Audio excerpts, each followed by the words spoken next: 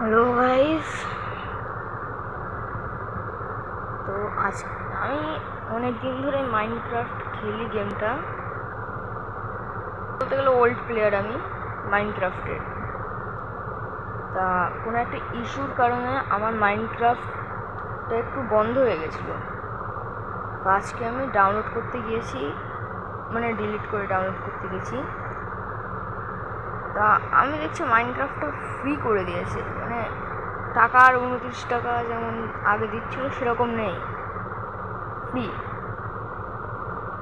তো তোমরা গিয়ে দেখতে পারো যে নাকি আমারই একা দিচ্ছে। তো মাইনক্রাফটে অনেকই ধন্যবাদ আমাকে এইভাবে ফ্রিতে দেওয়ার জন্য।